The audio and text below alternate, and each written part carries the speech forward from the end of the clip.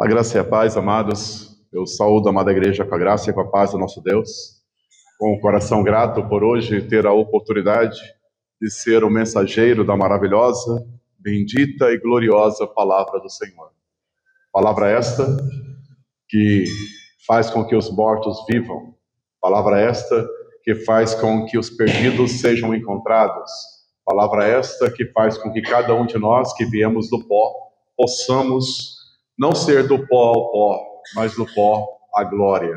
Sim, se você está em Cristo Jesus, o seu destino não é tornar ao pó, o seu destino é do pó à glória.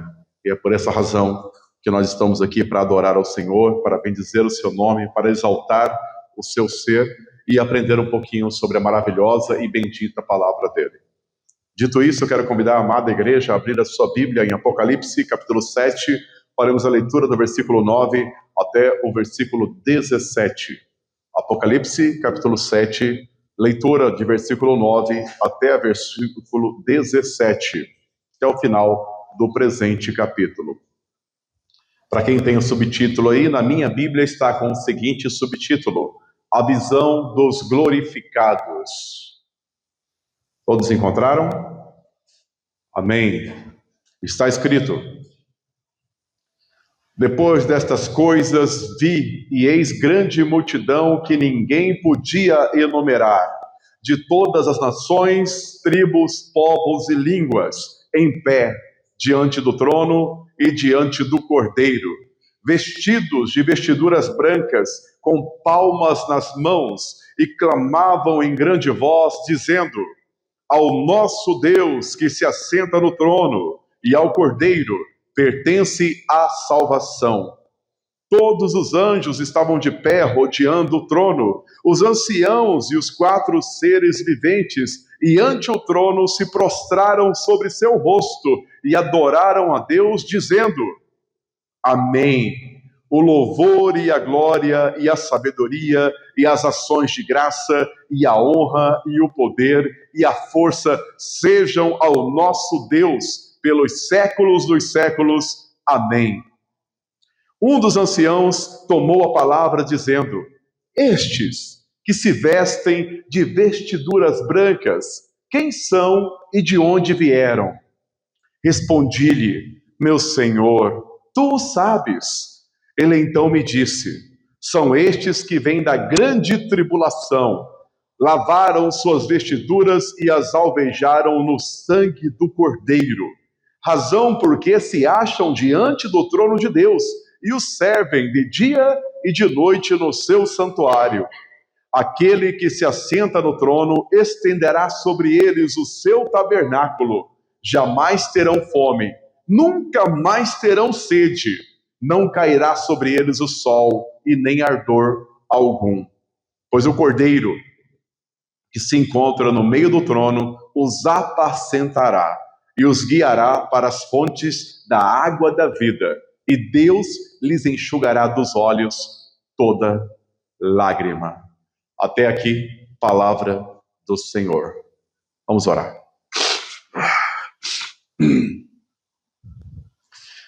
Grandioso Deus, bendito Pai, Pai de misericórdia, Pai de graça, nós nos prostramos diante da sua grandiosa presença com os corações cheios de alegria, porque o Senhor tem nos amado, Pai. O Senhor tem amado cada pessoa aqui presente. O Senhor trouxe cada pessoa que se encontra aqui no dia de hoje para ainda mais ser amados e perceberem o quão amados são. No dia de hoje, Senhor Deus, que a sua palavra seja exposta com fidelidade, que a sua palavra, Senhor Deus, encontre corações sedentos, corações famintos, não de água e de comida, mas sedentos da sua maravilhosa palavra. Que as palavras que serão pregadas na noite de hoje, Senhor Deus, encontre corações que as trate como tesouro, as trate como preciosa que são, e levem essa palavra para poder praticar, porque o Senhor disse que não devemos ser ouvintes da sua palavra, mas praticantes dela, de modo que se ouvirmos e não praticarmos, somos como os mornos que o Senhor está a ponto de vomitar da sua boca.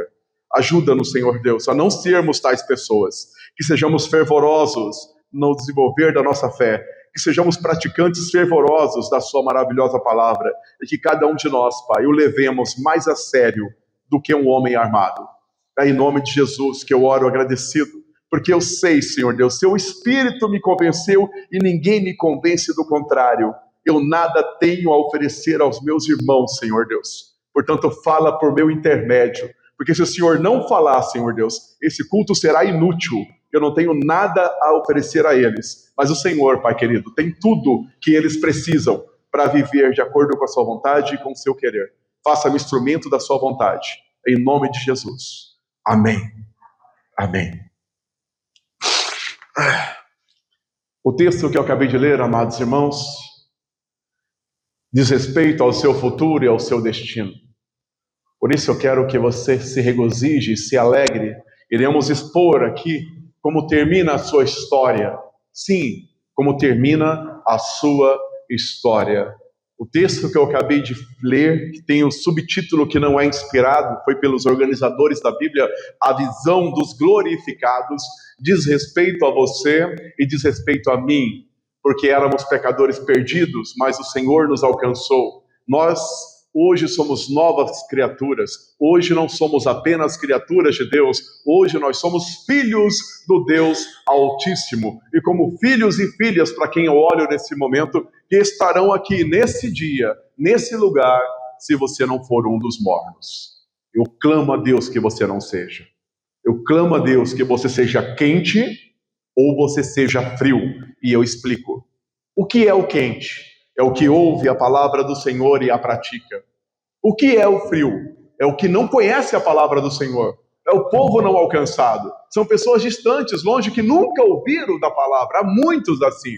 E Jesus fala, bom seria se fosses quente ou frio. Ele dá a mesma posição para os dois. Para aquele que conhece e pratica e para aquele que nunca ouviu.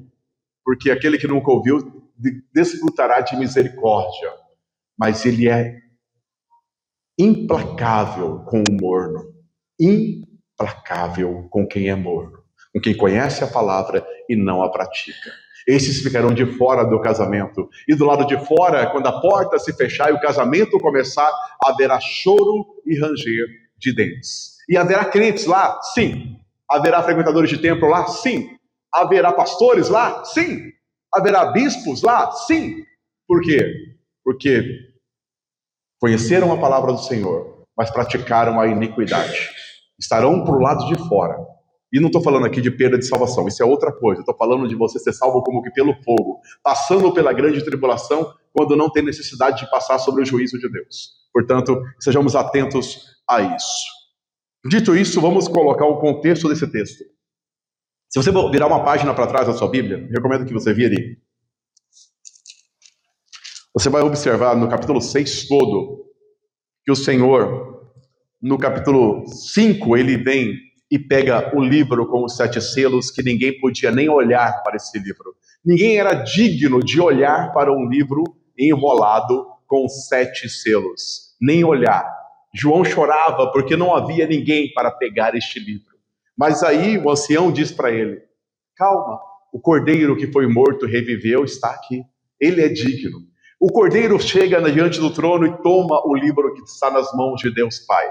Depois que ele toma esse livro, os 24 anciões ao redor se prostram diante dele. Lançam as coroas de suas cabeças aos pés de Cristo, reconhecendo o senhorio absoluto do Senhor, quer na terra, quer no céu, quer debaixo da terra. Todo joelho se dobrará.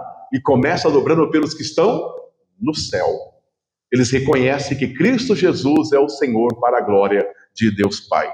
Depois que isso acontece, ele começa a abrir os selos deste livro. E na abertura de cada selo acontece um evento. Cada abertura de selo acontece um evento. Quando ele abre o primeiro selo, ele vê um cavaleiro. Os 4 primeiros selos são 4 cavaleiros. O primeiro cavaleiro vem no cavalo branco, ele descreve, vai indo. Esses 4 cavaleiros não são demônios, irmão. Os 4 cavaleiros do Apocalipse são juízes de Deus sobre a terra. Esses 4 cavaleiros têm a função de trazer o juízo de Deus sobre os habitantes da terra. Os 4 primeiros selos diz respeito a 4 cavaleiros. Perdoe-me. Continuando. Após abrir os 4 primeiros selos, o Senhor abre o 5º selo. Quando ele abre o 5º selo, aparecem os mártires diante do trono do Senhor. Aqueles que foram mortos por causa do testemunho que deram, daqueles que amaram mais a palavra do que a própria vida. Eles são assassinados por causa da sua fé. Quando ele faz a abertura do 5º selo, eles clamam diante do trono do Todo-Poderoso, afirmando: até quando, ó Santo Dominador, não vingas o nosso sangue dos habitantes da terra? Esse é o clamor deles. Essa é a oração dos mártires diante do trono de Deus. Eles estão pedindo, clamando, rogando ao Todo-Poderoso para que Deus vingue o sangue dele dos habitantes da terra. Após isso, é dada a cada um deles vestes brancas. Eles pegam as vestes brancas e é dito a eles para aguardarem, porque outros morrerão para completar o número de assassinados por causa da palavra do Senhor. Não é difícil observar que nunca se matou tanto cristão na história quanto agora. É só você olhar e se informar. Este povo de hoje, inclusive a igreja nominal, não a espiritual, a igreja nominal, as denominações, desprezam o sangue dos mártires. O jornalismo global despreza o sangue dos mártires. Eles não se importam, mas o Senhor de toda a terra se importa. E essa geração que você contempla ao seu redor será a geração que provará da ira de Deus por desprezar o sangue dos mártires. Todos provarão por isso, exceto a igreja espiritual. Quando o Senhor retirar a sua igreja da terra, os que aqui ficarem pagarão pelo preço do sangue dos mártires, que são desprezados hoje, inclusive por crentes, que não se importam com aqueles que são assassinados por causa da sua fé e os chama de irmãos. Como eu posso chamar de irmão e ver irmão meu padecendo, sendo queimado vivo e não rolar uma lágrima do meu olho? Como pode? Como pode você afirmar que você é crente, sabendo que há irmãos sendo perseguidos, queimados vivos, e você não derrama uma lágrima? Que tipo de crente você é? Se é que é crente. Eles estão clamando pela vingança do sangue deles sobre todos da terra. E essa vingança virá. Depois desse acontecimento, o Senhor abre o 6º selo. O 6º selo diz respeito à vinda do Senhor Jesus. Ele vem. E com a vinda dele, os homens, os poderosos da terra vão se esconder em cavernas das montanhas, vão se lutar debaixo de bunkers. Perceberam isso? Que os poderosos da terra estão fazendo bunkers? Vocês perceberam isso? Todos eles, um atrás do outro, gastando bilhões para se esconder.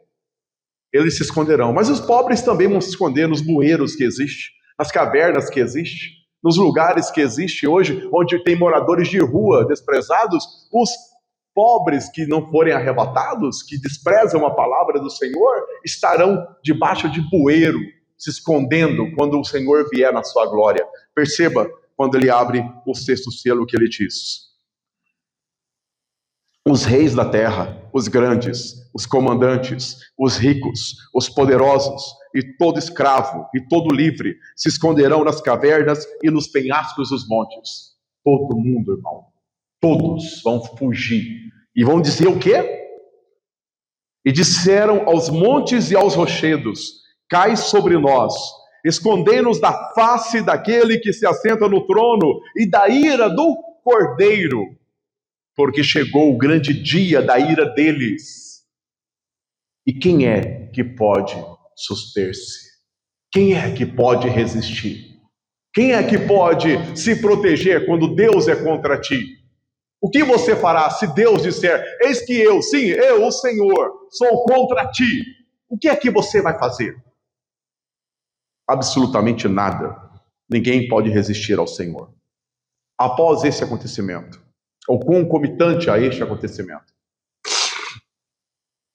os 144 mil são selados. São 12 mil homens, todos homens, todos judeus. 12 mil homens de cada tribo serão selados com a marca do Deus vivo. Estes homens são os homens mais poderosos da terra, e eu explico por quê. Eles não são contaminados com mulheres.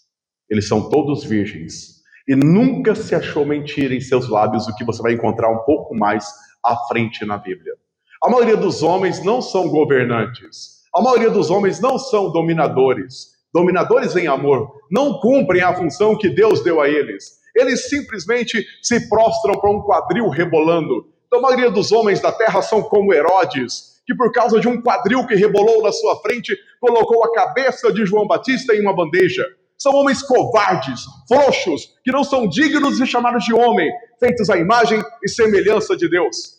São frouxos, não têm controle sobre a sua própria sexualidade e se faz como servos, como se fosse um marido pet, como se fosse um escravo de mulheres que dominam sobre eles nessa terra, que não poderiam dominar e, no entanto, dominam. Esses 144 mil são todos homens, todos virgens e nunca mentiram. E eu só creio porque a Bíblia assim o diz. Está falando de homens que nunca proferiram uma mentira em seus lábios.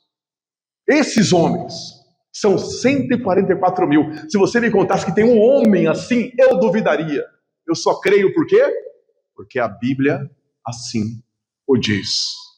Eles são homens de verdade, são dignos de ser chamados de homens.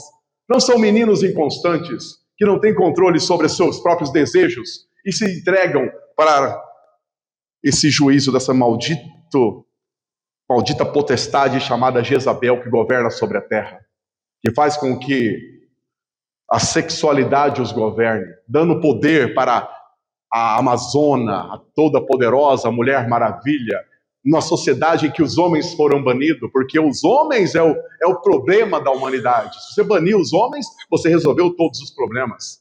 Bana aquele que foi criado à imagem e semelhança de Deus. Então a sociedade será perfeita. Esse é o reino de Jezabel. E se você tem essa mulher como ídola na sua vida, recomendo que você repense, porque você está idolatrando uma embaixadora de um reino de Satanás. Simples assim. Você idolatra a embaixadora de um reino criado por Satanás. Dito isto, e 144 mil são selados. Eles não serão arrebatados, irmãos. Esses homens ficarão na terra, no Monte Sião, e eles assistirão de camarote a ira de Deus ser derramada sobre a terra. Esses homens assistirão de camarote aquilo que os mártires pediram para o Senhor. Lembra? Até quando, Senhor, não vingas o nosso sangue? Esses homens assistirão de camarote. Eles estarão no Monte Sião, junto com o Cordeiro. Até cantarão um cântico que ninguém pode aprender, nem na terra, nem no céu e nem debaixo da terra. Um cântico exclusivo desses homens. Não há ser que possa aprender o que eles irão cantar. Esse é o contexto para você compreender. Até aqui. Então entramos no texto que vamos descrever e expor na noite de hoje. Aqui começa a visão dos glorificados. Assim como Deus fala para nós na Escritura que primeiro o judeu e depois o grego, aqui também primeiro o judeu e depois a igreja. Primeiro, os 144 mil são selados e depois a igreja é arrebatada. Repare. Olha o versículo 9. Depois destas coisas. Antes de você continuar, irmão, eu quero que você entenda uma coisa. Os capítulos 24 e 25 de Mateus é um roteiro. Os acontecimentos acontecem naquela ordem. Deus não é um Deus de baralho, que ele fala os acontecimentos e embaralha para você poder reorganizar. Não, é um roteiro. Uma coisa após a outra. É um roteiro.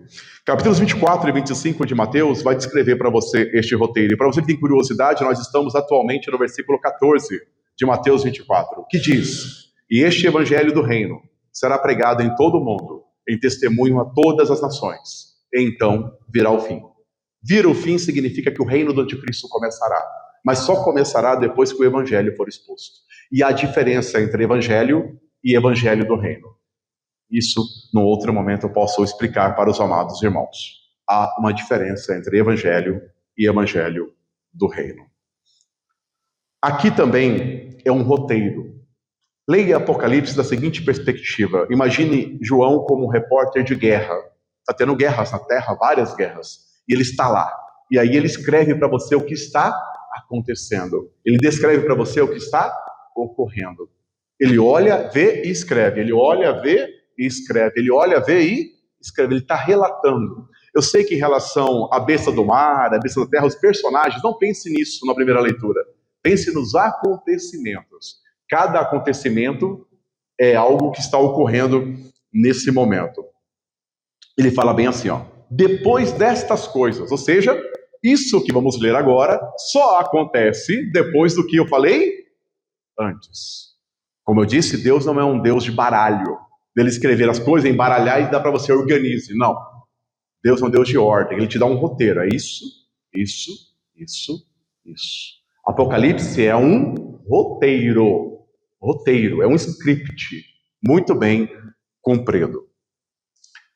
Depois dessas coisas, vi e eis grande multidão que ninguém podia enumerar, de todas as nações, tribos, povos e línguas.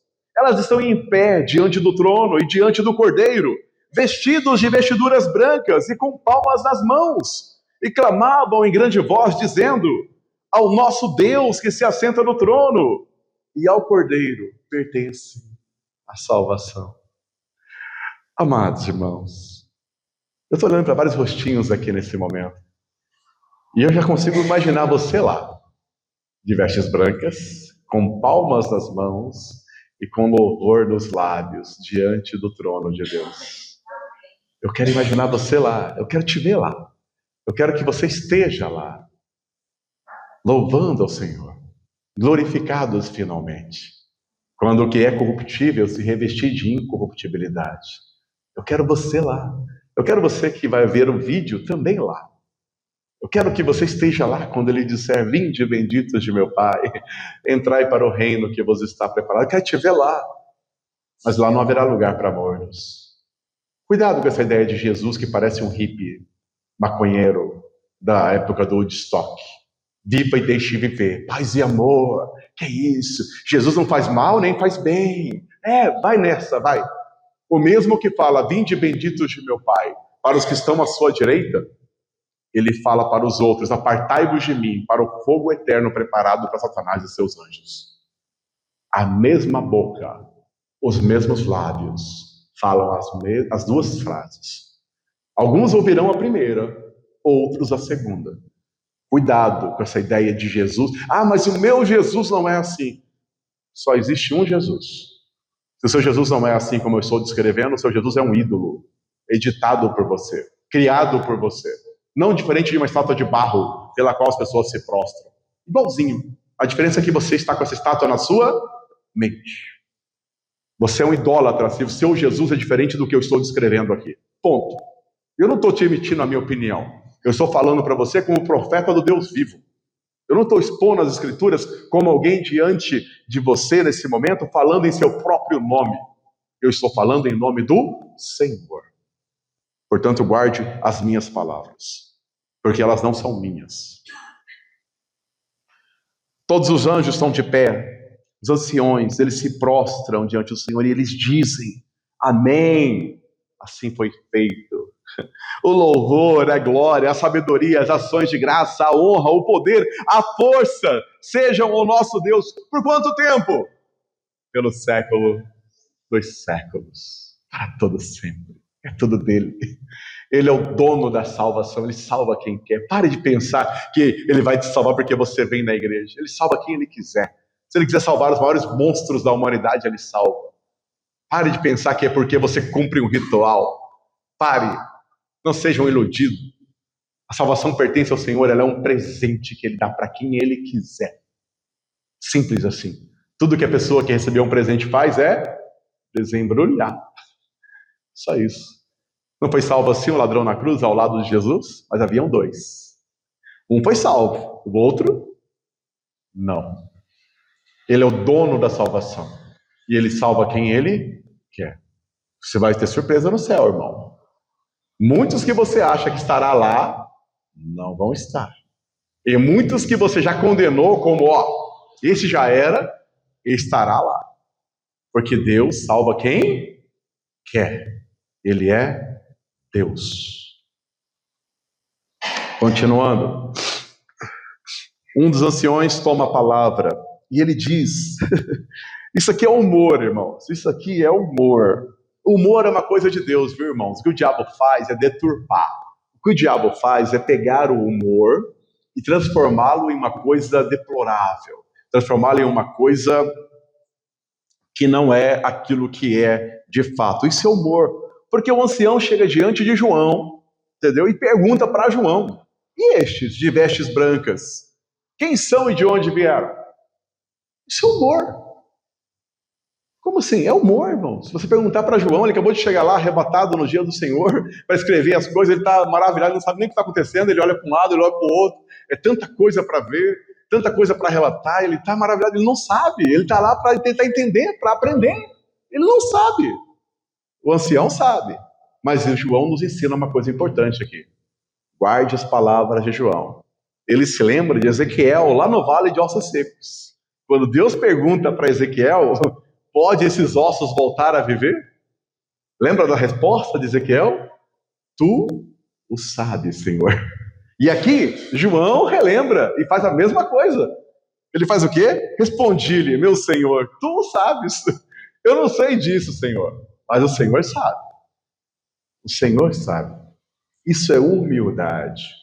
Quando o Senhor Deus pergunta as coisas para você, tenha a humildade de reconhecer que você não sabe. E porque ele confessa que não sabe, ele é ensinado. É relatado para ele na sequência do texto. Quem são essas pessoas?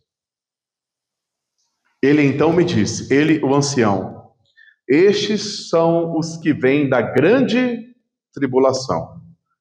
Irmãos, eu sei que há muitas interpretações, mas eu aqui falarei de maneira a bater o martelo. A igreja passará pela grande tribulação. Eu repito em alto e bom tom para você. A igreja passará pela grande tribulação.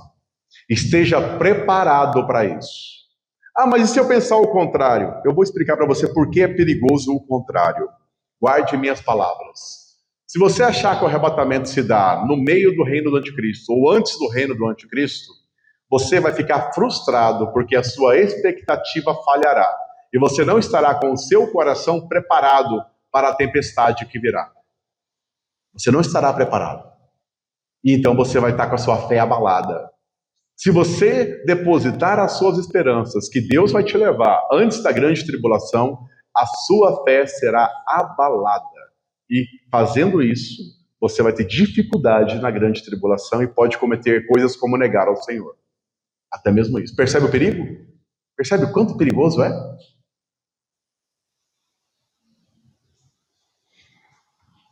Ele vai falar o quê?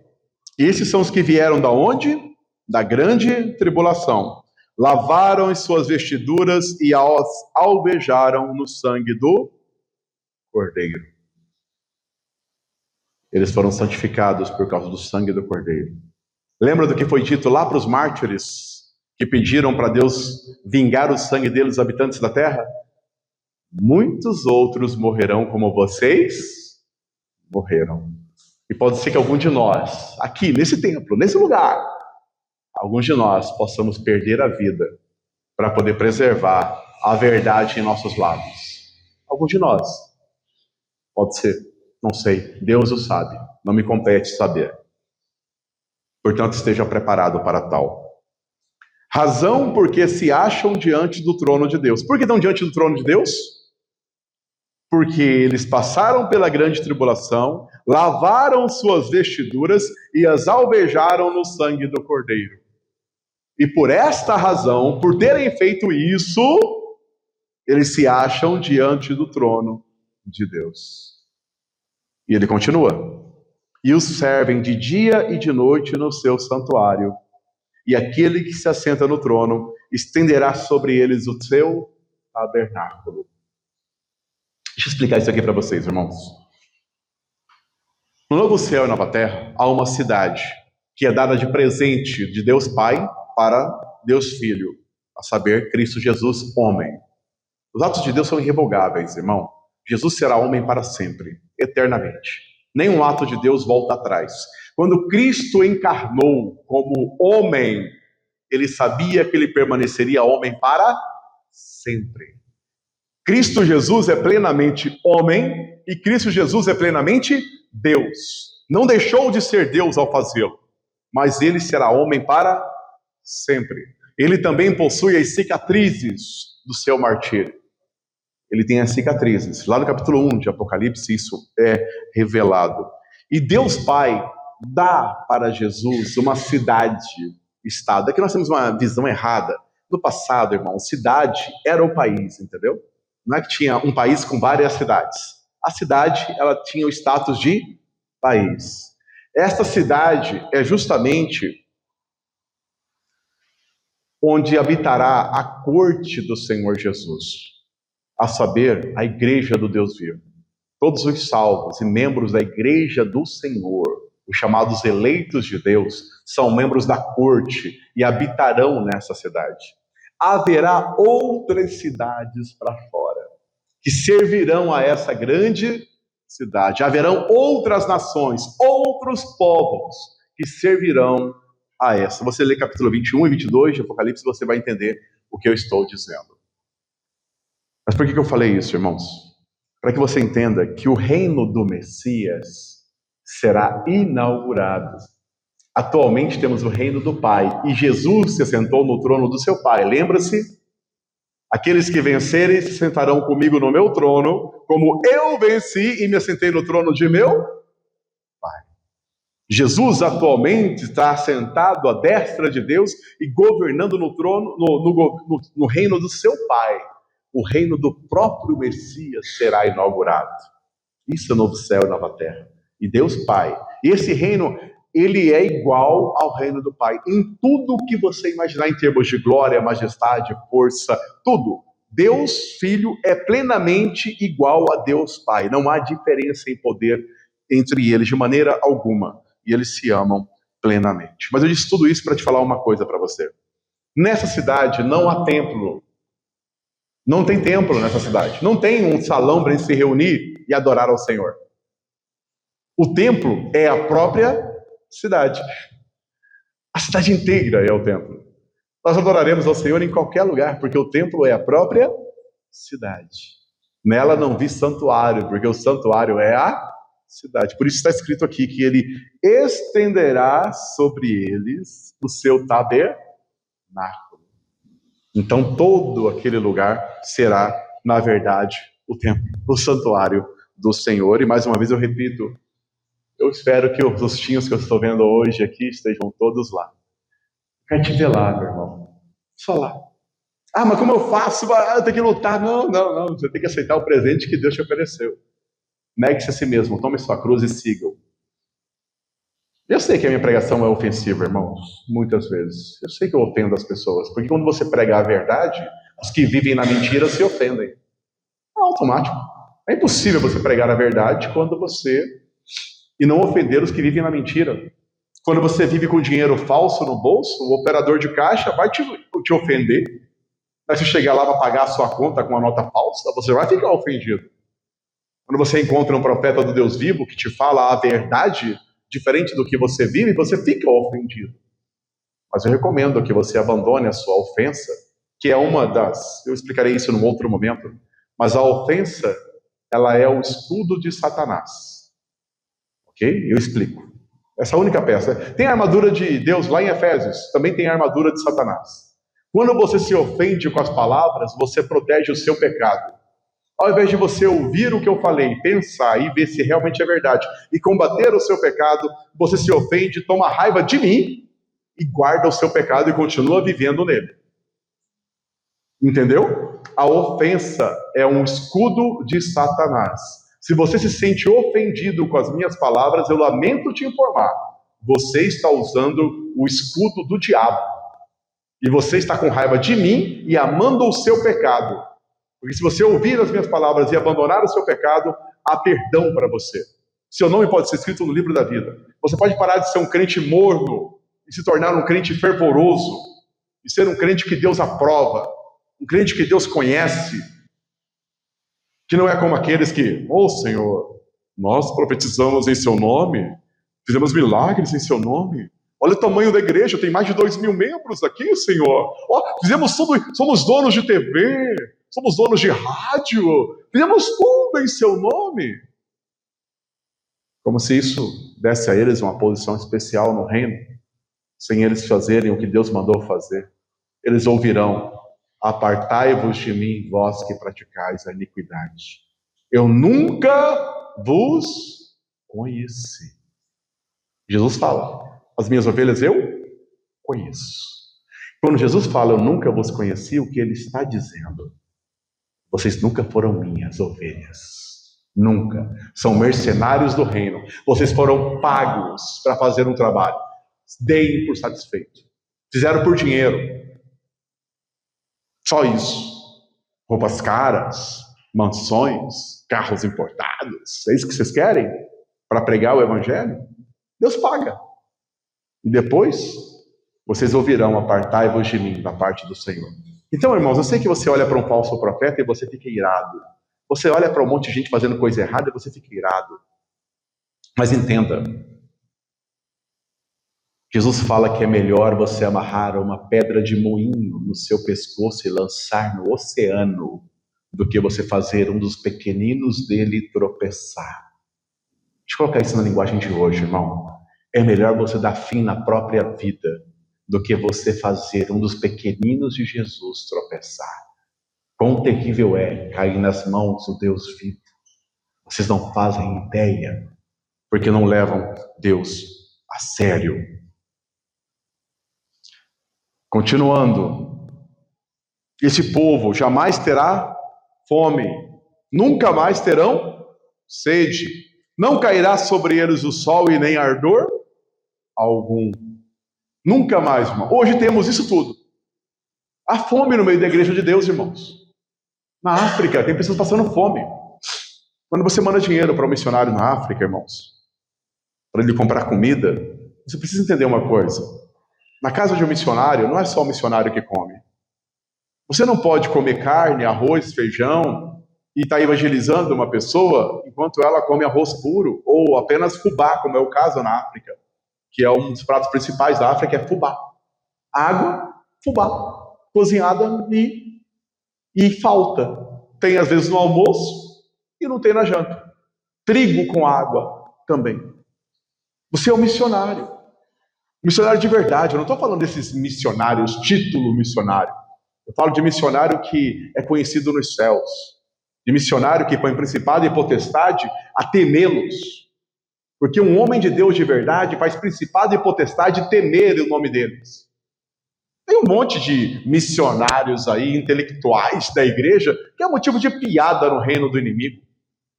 Os demônios sentam numa mesa de bar, para você imaginar, e fazem piada com o intelecto de certos líderes da nossa época, que conhecem grego, conhecem hebraico, aramaico, mas não dobram o joelho em oração.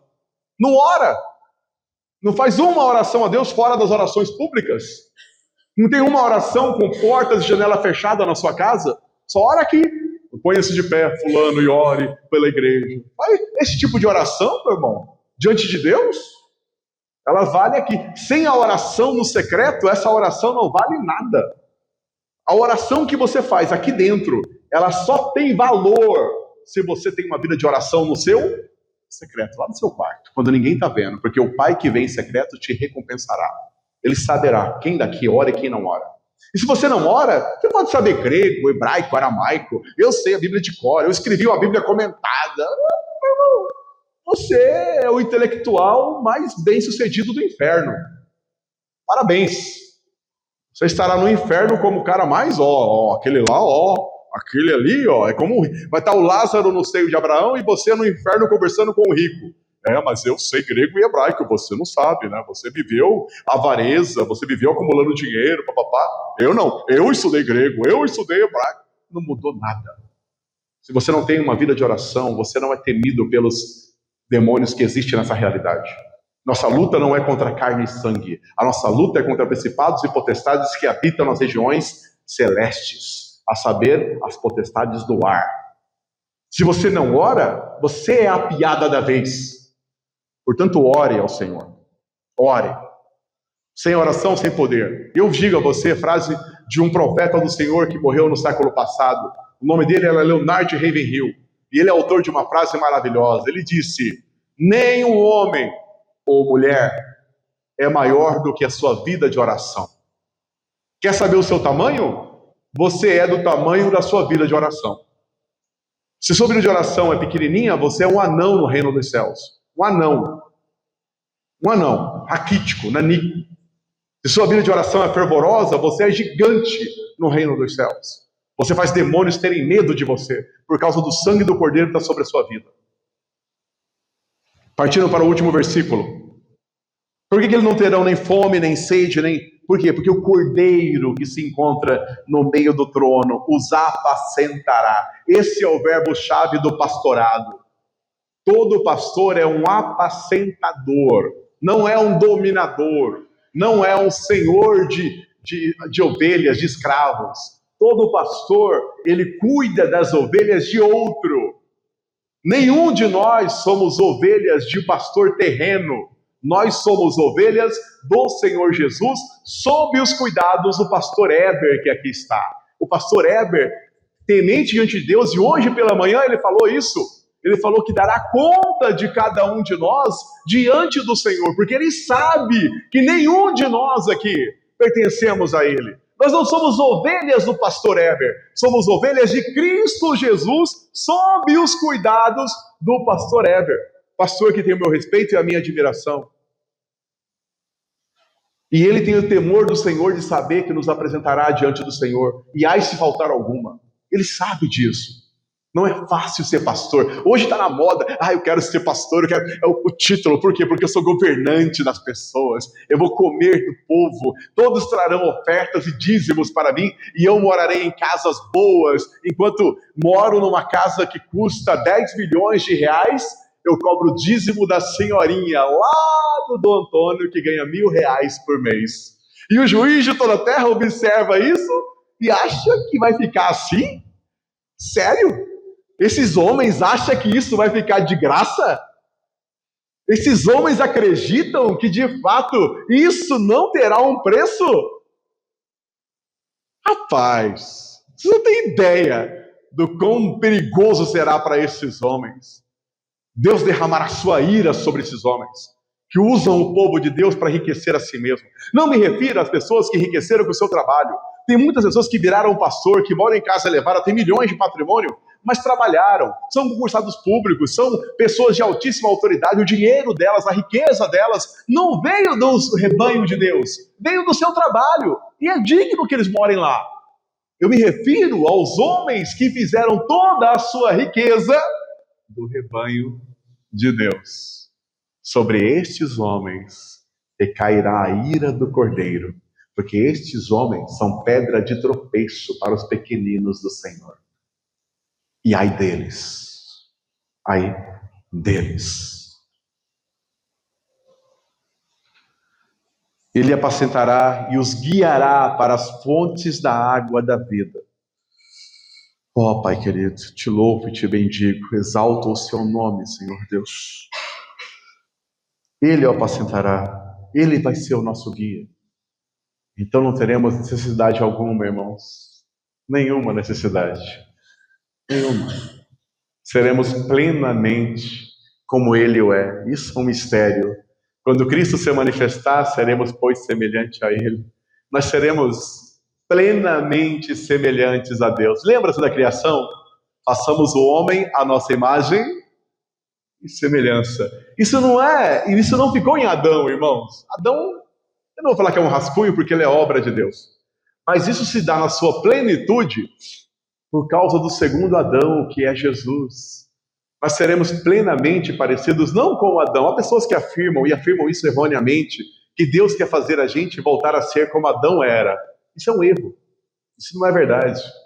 Porque nós seremos parecidos com o segundo Adão, o Adão perfeito. Porque o primeiro Adão errou. O primeiro Adão falhou. Mas o segundo Adão é perfeito. Nós somos, como está em Efésios, minha esposa escreveu até uma poesia sobre esse texto. Nós somos poesias de Deus. Eu e você. Poesia do próprio do próprio Deus. Você é uma poesia de Deus. Você é uma carta viva do Todo-Poderoso. E eu termino com a última parte do versículo. E Deus lhes enxugará dos olhos toda lágrima. Irmãos, não acreditem nas mentiras que o mundo conta, tentando criar sociedades e civilizações onde o mal estará banido, onde haverá abundância de tudo. Mas na Suíça, na Suécia, mas lá não tem pobre, lá ninguém passa fome. Isso não é nada comparado com isso. A lágrima sempre existirá. Os melhores países da Terra são campeões de suicídio, irmãos. Se lá fosse bom, as pessoas não tiravam a própria vida. Os melhores países da Terra. Pegue estados, pesquise, fique à vontade. Tem Google hoje. Os melhores países da Terra são campeões em depressão, suicídio, remédio e tarja preta. Mas tem tudo. Existe uma necessidade em cada um de nós que não é material, irmãos. Não basta ter dinheiro, carro, casa, bons planos de saúde. Não. Você pode ter tudo isso, mas essas coisas não tirarão de você a miséria que você é sem Deus. A sua necessidade é do próprio Deus, não de coisas. Você pode ter toda a riqueza da terra, irmão, e ainda assim você será triste e deprimido, como Salomão foi. Salomão tem uma frase que me assusta. Ele fala bem assim: tudo que os meus olhos desejou, eu entreguei a ele. Tudo que os meus olhos quis. Ele nunca disse não para um desejo seu. Nunca. Eu quero, eu tenho. Mulheres, por exemplo, teve 1000 mulheres. Se ele ficasse com uma mulher por dia, ele demoraria quase 3 anos para repetir. E no final ele encontrou o quê? Tristeza e aflição de espírito. Isso não deixou ele feliz. E eram mulheres de um rei, então não tinha mulher feia lá, tá, irmãos? Não tinha nenhuma feia entre elas, acredite. Rei não casa com mulher feia. Eram todas mulheres lindas, das mais diferentes nações. E essas mulheres belas não trouxeram para ele a alegria que muitos hoje acha que terá. Mas se eu casar com fulana, ou se eu casar com fulano... Você precisa de Jesus, irmãos. E se você tem a Cristo, nada lhe falta. Eu vou repetir porque talvez você não entendeu. Se você tem a Cristo, não te falta nada. Nada. Você pode estar debaixo de um viaduto nesse momento, debaixo da chuva que hoje está. Eu sou um ex-morador de rua. Eu sei como morador de rua, os dois inimigos que o morador de rua tem é o frio e o homem. Depois vem a chuva.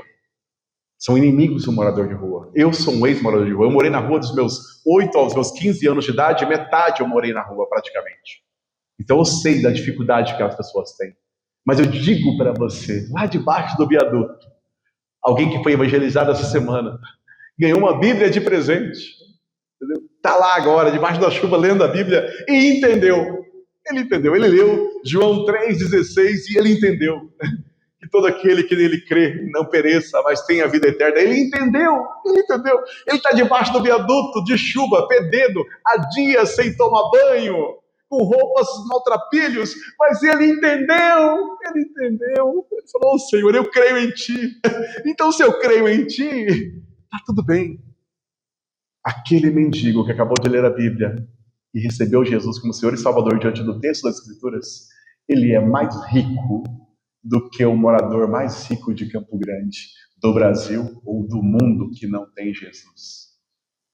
O problema nosso é que nós falamos isso da boca para fora, mas não cremos em nosso coração. Nós olhamos para a capa da revista Forbes e achamos que aqueles homens são abençoados. E eu olho para uma igreja que nem está cheia. E eu olho para abençoados que possuem algo que aqueles homens da capa da Forbes não têm. Eles não têm o que você tem, o que eu tenho. Nós temos o nome escrito no livro da vida. Nós estaremos lá, glorificados diante do trono do Todo-Poderoso, com palmas nas mãos, vestes brancas e louvor nos lábios. Enquanto os poderosos da terra, nesse mesmo momento, estarão escondidos embaixo de bunkers, de cavernas e clamando para que aquilo desabe sobre eles. Com medo. Não, vocês não sabem o que é medo, irmãos. Você não faz ideia do que é medo. Você não tem ideia do quão assombrosa é a presença do Deus Todo-Poderoso. Seus maiores medos é quase uma alegria comparado com isso. Você não tem ideia do medo, do pavor e do pânico que tomará conta dos homens que ficarão na terra e provarão das taças da ira de Deus. Você não faz ideia do que é medo. Você vai ter que reformular o que é medo. Você não faz ideia do que é pânico, do que é pavor. E se é Deus quem enxuga dos seus olhos toda lágrima, eu quero te falar uma coisa, irmão. Significa também que as suas lágrimas durarão até esse dia. Eu repito, irmão, suas lágrimas durarão até esse dia. Se é Ele que vai enxugar suas lágrimas nesse dia, é porque as lágrimas estarão presentes. Cuidado, eu quero ser feliz. Não busque a felicidade, irmão. A felicidade é uma consequência. Ela não é uma causa, ela é um efeito. Se você buscar a felicidade, você vai ser infeliz para sempre. Busque fazer a vontade de Deus e então você será feliz. Lembra do Sermão do Monte? Bem-aventurado, ou mais que feliz, os pobres de espírito, os pacificadores. Aquilo ali não é um paraíso, irmãos. Você precisa de pacificador onde há guerra. Bem-aventurados que têm sede e fome de justiça. Por que você tem sede e fome de justiça? Quem tem sede e fome, irmãos, numa mesa farta? Você não entendeu o texto. A sede e a fome de justiça se dá porque você está no lugar onde não há justiça. Onde há injustiça reinando.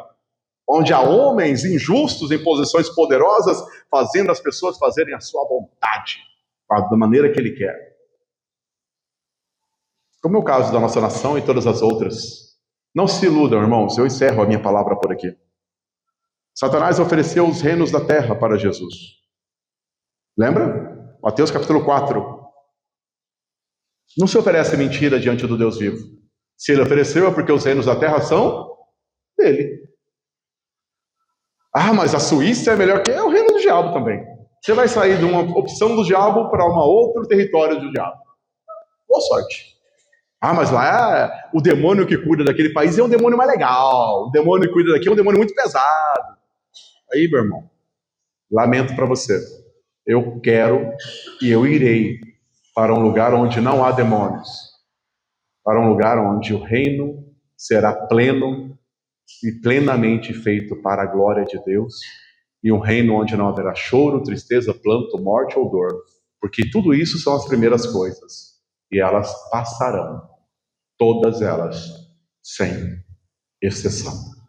Amém, amados? Vamos orar ao Senhor.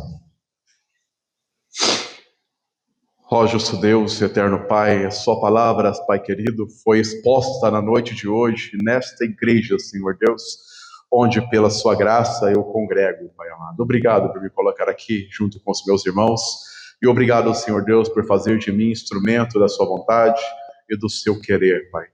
Eu te bendigo, Pai. Eu pergunto para ti, Senhor Deus, diariamente, Senhor, por que eu, Pai? Por que eu?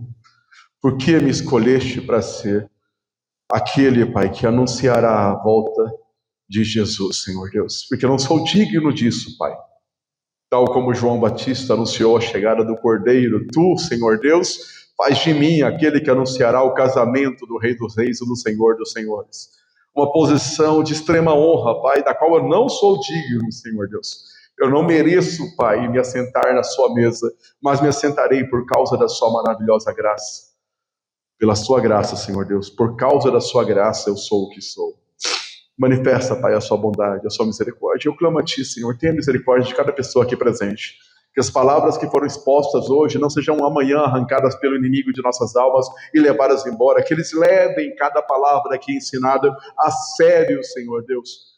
Que o Senhor pegue os mornos que estão aqui, Senhor Deus, e os faça ferver, Senhor Deus, como crentes fervorosos, cheios do seu Espírito.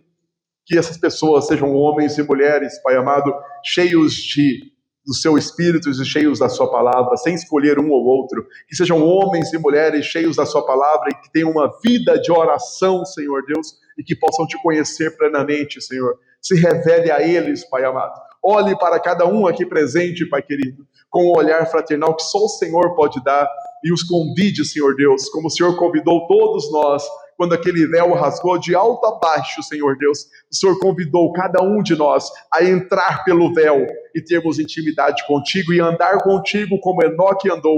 Mas pouquíssimos de nós, Senhor Deus, fizemos isso, Pai. Pouquíssimos de nós. Dá para contar nos dedos das mãos os homens na história que adentraram por dentro do véu que foi rasgado. Que aqui neste lugar, Pai, haja pessoas que adentrem através do véu e desfrutem da sua maravilhosa presença e entendam que salvação não é ponto de chegada, salvação é ponto de partida. Nosso relacionamento contigo começa quando o Senhor nos salva. A partir disso, nós nos relacionamos contigo e nos relacionaremos até a eternidade, Senhor Deus. Porque de eternidade a eternidade, Tu és Deus. A Ti seja a honra, a glória e o louvor, e obrigado por me usar. Apesar de mim, eu não sou digno, Senhor. Eu não sou digno, mas a Tua graça, a abundante graça, me alcançou. Ser conosco, Senhor Deus, em nome de Jesus. Amém e amém. Amém.